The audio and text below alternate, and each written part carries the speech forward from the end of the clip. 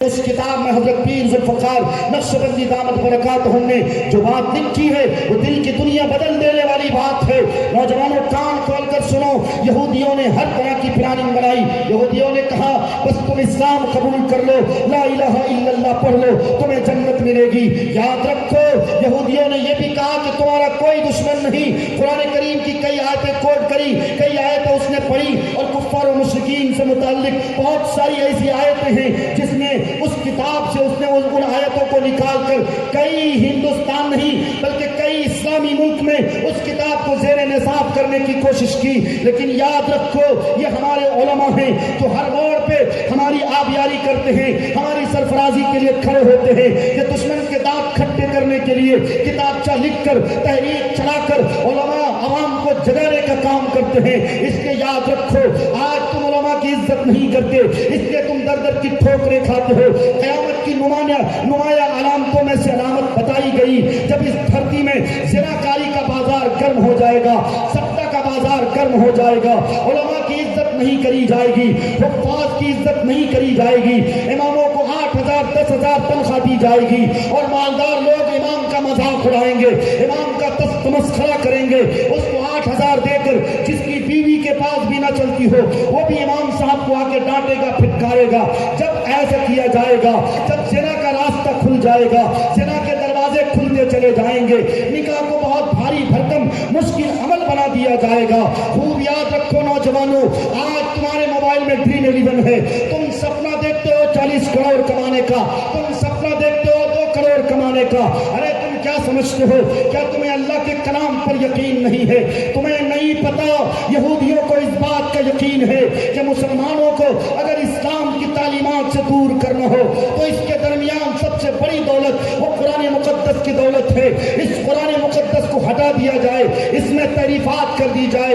لیکن خوب یاد رکھو یہودی طاقتوں، اللہ تبارک و تعالیٰ نے جتنی کتابیں نازل فرمائی آسمانی کتابوں میں سے ایک واحد کتاب قرآن مقدس ہے، ایک واحد کتاب کلام اللہ ہے، ایک ایسی ہولی بک کتاب ہے جس کتاب میں اگر کسی نے ترمیم کی کوشش کی، اگر کسی نے بدلاؤ کی کوشش کی، اگر کسی نے اس میں چیلنج کرنے کا کام کیا، قرآن نے کہا فاتو بسورہ من مثلہ، چیلنج دے کر جمود و تعطل، انتشار و اختلاف کو دور کیا، حکمت و دانش کے ضابطے بٹھائے۔ کسی نے کہا اہل منطق سر بسدہ رہ گئے، پڑھ لیا جب فلسفہ قرآن کا، آئے کتنے سورما، آئے کتنے ترم خاں، جس نے قرآن کریم کو تحریفات کی بات کری۔ آیا تابی ماضی قریب میں وسیم رضوی، اس کا نام لیتے ہوئے آپ کے خون کھولتے ہوں گے، لیکن یاد رکھو جو بھی قرآن کی تحریف کی بات کرے گا اس نے 26 آیت بدلنے کی بات کری۔ آج اللہ تبارک و تعالیٰ نے اتنی بڑی بیماری میں، اتنے بڑے عذاب میں اس کو ملوث کیا کہ وسیم رضوی کروٹ نہیں لے پا رہا، لیکن وہ پادری امریکہ کا سب سے بڑا پادری جس نے صرف اور صرف 1 سال کی مدت میں 100 مسلم نوجوان لڑکوں کو امریکہ کے آکسفورڈ، لندن کے آکسفورڈ یونیورسٹی سے اس نے یہودی ہونے پر مجبور کیا، یہودی تعلیمات کو آگاہ کیا۔ تمہیں پتا ہے وہی پادری جو کل تک نوجوانوں کے دھرم پریورتن کرتا تھا، لیکن الحمدللہ ثم الحمدللہ گاڈ ویری ہارڈ نے اس کی ایک کتاب ہے آپا لودھی فار محمد۔ اگر تمہیں ہسٹری کا گیان نہیں تو پڑھ لینا، حضرت مولانا ابو الحسن علی الحسنی ندوی رحمۃ اللہ علیہ نے ماذا خسر العالم میں اس بات کو ذکر کیا ہے، تم پڑھ لینا میرے بزرگوں ساتھیوں۔ وہ بہت بڑا امریکہ کا جس نے یہ دعویٰ کیا تھا اب سب سے بڑا لیڈر آنے والا ہے، سب سے بڑا قائد آنے والا ہے۔ کون ہے سب سے بڑا لیڈر؟ کون ہے سب سے بڑا قائد؟ تمہیں نہیں پتا، شاید وہ کانا دجال کی طرف اشارہ کر رہا تھا کہ کانا دجال آنے والا ہے، پوری دنیا میں اس کی حکومت ہوگی، جو کوئی اس کو دیکھے گا وہ اس کا کلمہ پڑھنے لگے گا۔ لیکن اس کم وقت کے مارے کو یہ بھی نہیں پتا کہ اگر کانا دجال کی آمد ہوگی تو حضرت عیسیٰ علیہ السلام بھی تشریف لائیں گے، حضرت امام مہدی بھی تشریف لائیں گے۔ ارے کانا دجال تو کیا، کتنے کانا دجال پیدا ہوئے اس دھرتی میں، اس نے خدا کا دعویٰ کیا، خدا ہونے کا دعویٰ کیا، لیکن اللہ تبارک و تعالیٰ نے اسے مٹی میں ملا دیا۔ کسی کو اللہ نے نشان عبرت بنا کے چھوڑ دیا، فرعون کی لاش نشان عبرت ہے ہمارے لیے۔ اس لیے بزرگوں ساتھیوں میں بتا یہ رہا ہوں آپ کو، آج چاہے ارتداد کی آدھی ہو، آج چاہے مسلم نوجوان لڑکیوں کی عزت لوٹنے کا مسئلہ ہو، کیوں ساری تحریکیں پریشان ہیں؟ تمہارے علماء کی نیندیں کیوں رات बातों में तुम्हारे उलमा की नींदें क्यों चली जाती हैं, तुम्हें शायद पता नहीं। अरे उनको अपने घर की नहीं पड़ी है। हजरत मौलाना सैयद अरशद मदनी दामत बरकातहुमुल आलिया तुम शायद नहीं जानते, हालांकि कुछ मौलवी ढकोसले मौलवी होते हैं, वो मौलवी नहीं। हजरत इमाम मालिक रहमतुल्लाह अलैह से किसी ने पूछा, एक वाकया मैं ज़िम्मन बताता हूँ कि हजरत हालात क्यों बुरे आएंगे। हजरत इमाम मालिक रहमतुल्लाह अलैह ने जवाब दिया, उलमा की वजह से हालात बुरे आएंगे। फिर हजरत से पूछा हालात बेहतर कैसे होंगे, तो हजरत इमाम मालिक रहमतुल्लाह अलैह ने कहा उलमा की वजह से भी हालात अच्छे होंगे। तो उनसे पूछने वाले ने पूछा हजरत हालात अच्छे होंगे उलमा की वजह से, हालात बुरे होंगे उलमा की वजह से, इसके पीछे क्या पस मंजर है, लॉजिक क्या है, फलसफा क्या है? पता है इमाम मालिक रहमतुल्लाह अलैह ने क्या जवाब दिया? ऐसे उलमा जो दीन के सुरखरुई के लिए, कल्बे को फैलाने के लिए, अल्लाह के कलाम, अल्लाह तबारक व तआला के पैगाम, नबी पाक सल्लल्लाहु अलैहि वसल्लम की सुन्नत को लेकर जो आगे बढ़ेगा, ये वो लोग होंगे जिससे इस्लाम को तक़वियत मिलेगी, जो इस्लाम के झंडे को फैलाएगा। ये लोग होंगे जिनकी वजह से हालात बेहतर होंगे। और कुछ लोग वो होंगे जो सिर्फ खींचातानी करेंगे, कुछ लोग वो होंगे जिनके बयानात, जो दूसरों के बयानात सुन के, उलमाए किराम के बयानात को सुन के उनके पेट में दर्द होगा, उनके पेट में मरोड़ होगा। उस कम वक्त को सिर्फ पेट की खिदमत के खातिर उसे इस बात की भी फिक्र नहीं कि हालात कैसे हैं, लेकिन सिर्फ और सिर्फ वो उम्मत को बांटने का काम करेगा, वो उम्मत को टुकड़ों में डालने का काम करेगा। ये वो लोग होंगे जिनकी वजह से हालात बुरे होंगे। बुजुर्गों, साथियों, याद रखो, आज चाहे हमारे सामने जैसे भी हालात हो, हम बरेलवी उलमा को कभी बुरा नहीं कहते, लेकिन हजरत मौलाना अरशद मदनी दामत बरकातहुमुल आलिया जो अमीरुल हिंद है, बताओ उनके साथ इतनी नंगी तस्वीर लगाई गई हजरत दामत बरकातहुमुल आलिया की, यकीन जानो देखने से कलेजा मुंह को आता है, इतना गुस्सा आता है। लेकिन मैं ये जानता हूँ कि दिल के फफूले जाग उठे, सीने के दाग से इस घर को आग लग गई, घर के चिराग से। इस बात का मुझे मालूम है, इस बात का अंदाजा मुझे है, क्योंकि हमें पता है कि इन्हीं सफों में मीर जाफर पैदा होता है, हमारे ही सफों में अब्दुल्लाह इब्न सबा पैदा होता है जो हमारी तारीख को मिस्मार करता है। हमारे सफों में इस तरह के कम वक्त के मारे पैदा होते जो यहूदियों की दुकान को चमकाता है। इसलिए बुजुर्गों, साथियों, ऐसा कोई मौलवी जो कुर्सी खिलाफत में बैठकर अगर तुम्हें गुमराह करने की कोशिश करे, अगर तुम्हारे समाज में नफरत की बात करे, उसका गिरबान पकड़ो, चाहे वो मारूफ राही हो, चाहे वो सलमान अजहरी हो, चाहे वो कोई और दूसरे मौलवी हो। याद रखो, कोई सलमान अजहरी क्यों न हो, याद रखो अगर कोई हुसैन हाशमी मियां क्यों न हो, या मारूफ राही या दीगर उलमा क्यों न हो, अगर इस समाज को नफरत में बांटने का काम करता है, इस समाज को फिरकों में बांटने का काम करता है, ये नबी का सच्चा वारिस नहीं हो सकता। अरे मेरे नबी का ज़र्फ देखो, मेरे नबी ने दुश्मनों को बद्दुआएं नहीं दी बल्कि दुआएं दी। एक मौके का वाकया है कि आप एक जगह आराम फरमा रहे थे, दुश्मन नंगी तलवार लेकर आता है और कहता है बताओ मोहम्मद रसूलुल्लाह आज तुम्हें कौन बचाएगा। लेकिन मेरे नबी पाक सल्लल्लाहु अलैहि वसल्लम के ज़ुबान मुक़द्दस से जिन कलिमात का ज़हूर होता है, आप तबस्सुम फरमाते हैं और फरमाते हैं मेरा अल्लाह मुझे बचाएगा। इतना कहना था कि दुश्मन के हाथ से नंगी तलवार गिर जाती है, उस तलवार को आप अपने दस्त मुबारक पे लेते हैं और आप फरमाते हैं बताओ अब तुम्हें कौन बचाएगा। दुश्मन का यकीन चूंकि अल्लाह पर नहीं था, उसने बर्जस्ता कहा आप बचाएंगे। मेरे नबी के अखलाक पर कुर्बान जाओ, आपके अखलाक करीमाना पर कुर्बान जाओ। आपका जो ज़र्फ था अल्लाह पर आपने फरमाया जा मैंने तुझे माफ़ कर दिया।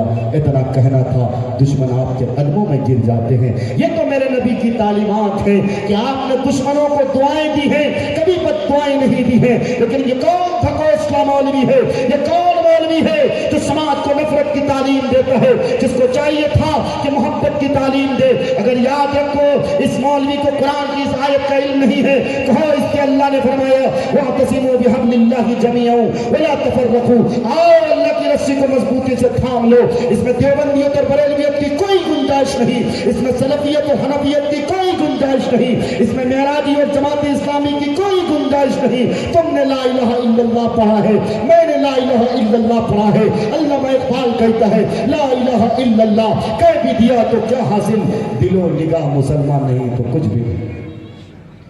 बुजुर्गों, साथियों, علماء کرام تشریف رکھتے ہیں. مختصر سے وقت میں اپنی بات کو متفرق بات کر رہا ہوں. مجھے اچھی طرح معلوم ہے بات کرنی کیا ہے، لیکن متفرق بات کرنے کی سب سے بڑی وجہ ہے میں یہ دیکھا کرتا ہوں اکثر کہ آپ کے رانچی میں بہت جلسے ہوتے ہیں، لیکن ایک بد نظمی کی آج میں آپ کے سامنے تذکرہ کرتا ہوں. وہ یہ ہے، اگر اراکین کمیٹی کے دل میں ٹھیس نہ پہنچے تب یہ بات کہوں گا اجازت کے ساتھ. وہ یہ ہے کہ علماء جب یہاں تقریر کرنے آتے ہیں لوگ بہت دور بیٹھتے ہیں، جس کی وجہ سے جو مناسبت ہونی چاہیے، جو قرابت ہونی چاہیے، وہ قرابت نہیں ہو پاتی ہے. یاد رکھو، جو بات سن کے دیکھ کے سنی جاتی ہے، ایکشن اور انداز کو دیکھ کے سنی جاتی ہے، وہ بات بہت جلدی دل میں گھر کرتی ہے. ممکن ہو کہ میں سفر سے آیا ہوں، بیمار ہوں، یا میرے بعد جو حضرت مولانا کوثر ندوی ندوۃ العلماء کے استاذ رہ چکے ایک مدرسۃ البنات اس وقت وہ چلاتے ہیں، ندوے سے تشریف لائے ہیں، وہ آئیں گے، اللہ والے ہیں، سفر ہے، سب مسافر کی دعائیں لگتی ہیں، ان کے چہروں کو دیکھو گے تمہیں خدا یاد آ جائے گا. یہ اللہ والے اتنے بڑے ہوا کرتے ہیں، لیکن اتنی دوریاں بنی ہوئی ہیں، بتاؤ یہ اچھا نہیں لگتا. اس لیے میں گزارش کروں گا آئندہ کہیں جلسہ ہو، یہ جو آپ بارڈر لگا دیتے ہو جس کی وجہ سے لوگ قریب نہیں آ پاتے، تو یہ ایسا نہ کیا کرو، اچھا نہیں لگتا. تو بالکل برا مت کہو، بس اپنے دامن میں چھانپ لیا کرو. ہمیں اللہ نے کیوں پیدا کیا تھا؟ ایک موبائل فون سے دیکھ کر کم سے کم اپنی حقیقت کا اندازہ کر لیا کرو. موبائل فون دیکھتے ہو نا، اس موبائل فون کو کیوں بنایا گیا تھا؟ لاکھوں کلومیٹر کی دوری کو منٹوں میں سیکنڈوں میں سمیٹنے کے لیے بنایا تھا. آج پتہ ہے تمہیں، موبائل فون چھوٹا تھا، بڑا ہو گیا، لاکھوں روپے کا موبائل ہو گیا. مجاہد حسنین حبیبی کے پاس دیکھ لینا، آئی فون ہے، میرا خیال ہے 1 لاکھ سے زیادہ قیمت ہے، چونکہ میرے پاس تو چھوٹا فون ہے. لیکن میں ایک بات بتا رہا ہوں، چاہے آئی فون ہو، ایپل ہو، یا کوئی اور دوسرا فون ہو، بتاؤ صحیح، آپ واٹس ایپ چلاؤ، یوٹیوب چلاؤ، فیس بک چلاؤ، کچھ بھی چلاؤ، جب آپ کے موبائل میں کسی کا فون آتا ہے، موبائل کا سارا سسٹم اس وقت رکتا کہ نہیں رکتا؟ صرف نمبر دکھتا ہے، یا اگر نمبر سیو ہو تو آپ کا نام، آپ کے اسکرین پہ نام دکھتا ہے کہ فلاں صاحب آپ کو یاد کر رہے ہیں. موبائل کو اپنی اوقات کا علم ہے، یہ میں نہیں کہتا، یہ ہمارے بڑے کہتے ہیں، اور بڑوں کی بات بڑی ہوا کرتی ہے. پیر ذوالفقار نقشبندی نے لکھا ہے، موبائل کو اپنی اوقات کا علم ہے. آج موبائل میں فون آ جائے، سارے فنکشن اس وقت تھوڑی دیر کے لیے سوئچ آف ہو جاتا ہے، بند ہو جاتا ہے، آپ کے اسکرین میں دکھاتا ہے کہ فلاں بندہ آپ کو یاد کر رہا. لیکن یہ حضرت انسان ہے جس کو اپنی حقیقت کا علم نہیں ہے.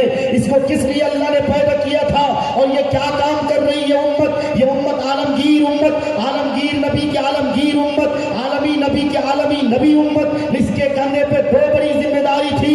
لیکن آج یہ امت، اللہ خیر کرے، اللہ خیر کرے، بس صرف اور صرف حالات کے رونا روتی ہے. یہ امت حالات کے رونا رونے سے کچھ نہیں ہوگا. بزرگوں، ساتھیوں، اپنے آپ کو بدلنے سے ہوگا، اپنے آپ کو بدلنے سے ہوگا. بدلتے ہو انشاءاللہ، پورا مجمع بدلنے کا وعدہ کرتے ہو انشاءاللہ، اپنی زندگیوں میں انقلاب لاؤ گے انشاءاللہ. اگر لاؤ گے تو یاد رکھو، ہمارا اور آپ کا اس طرح سے مل بیٹھنا اللہ کے یہاں قابل قبول ہے. ورنہ یاد رکھو، سینکڑوں مجلسیں سجا لو، کچھ نہیں ہونے والا. اللہ نے قرآن میں فرمایا، تم بلند رہو گے، کامیابی تمہاری مقدر، میدان تمہارا، فتح و نصرت کی تاریخ تمہاری. لیکن کب؟ اس وقت فتح و نصرت کی تاریخ رقم کر پاؤ گے جب تم ایمان والے ہو جاؤ گے، جب تمہاری صفت یہ ہو جائے گی کہ تمہارا پڑوسی تم سے خوش رہنے لگ جائے، جب تمہاری صفت یہ ہو جائے گی. نوجوانوں سنو، جب ماؤں کو ذلیل کیا جائے گا تم بہترین امت نہیں سمجھے جاؤ گے، تمہارے یہاں سے خیر خائی نہیں جائے گی. ماؤں کو ذلیل کیا جا رہا. آج کے اس نازک دیر میں، آج کے اس نازک دور میں نوجوان لڑکا شادی کرتا ہے، اپنے جوانی کو، اپنے بچپنے کو بھول جاتا ہے، بیوی مل جاتی ہے، ماں باپ کو گھروں سے دھکے مار کے نکال دیا جاتا. شاید تمہیں نہ پتہ ہو، اس ہندوستان میں امریکہ کے نہج پر اب تو باقاعدہ اولڈ ہوم سینٹر بن رہا ہے، یعنی بوڑھا بڑھیا کو اس اولڈ ہوم سینٹر میں ڈال دیا جاتا. اب لڑکے لڑکیاں شادی کر لیں گے، ایک ساتھ گھر میں انجوائے کریں گے. بوڑھا باپ اولڈ ہوم سینٹر میں رہے گا، بوڑھی ماں اولڈ ہوم سینٹر میں رہے گی۔ واہ صاحب کیا کہنے، جس ماں نے تمہیں 9 مہینے پیٹ میں رکھ کر اتنی قربانیاں دی، اپنا خون جگر تمہیں پلایا، اس ماں کی قربانیوں کو تم ٹھوکر مارتے ہو صرف اور صرف حسن کے خاطر۔ میں یہ نہیں کہتا کہ بیوی سے محبت نہ کرو، بیوی کی تعریف کیا کرو، بیوی سے محبت کیا کرو، لیکن بیوی سے محبت کرنے کا یہ مطلب نہیں کہ تم جوڑوں کا غلام بن جاؤ۔ اگر تمہاری بیوی تم سے کہے کہ ماں باپ سے الگ رہو، تم یہ کام ہرگز نہ کرنا۔ یاد رکھو قیامت کی نمایاں علامتوں میں سے بتائی گئی ہیں، جب ماؤں کو ذلیل کیا جائے گا تو سمجھو کہ اللہ کا عذاب آئے گا، جب ماؤں کو دھرتی سے ذلیل کیا جائے گا تب سمجھو اللہ کا عذاب آئے گا۔ آج اکثر و بیشتر ہمارے نوجوان ساتھی کیا کرتے ہیں، تم ماں باپ کو ستاتے ہو، تم اپنی ماں کو ذلیل کرتے ہو۔ اور یاد رکھو ماں باپ کی بھی اس میں بڑی ذمہ داری ہے۔ ماں باپ کی سب سے بڑی ذمہ داری یہ تھی، تمہارا بچہ جب چھوٹا سا بچہ تھا، حضرت پیر ذوالفقار نے لکھا ہے، بچے جب پیدا ہوتے ہیں تو اس کے لیے 9 اسٹیپ ہوتے ہیں۔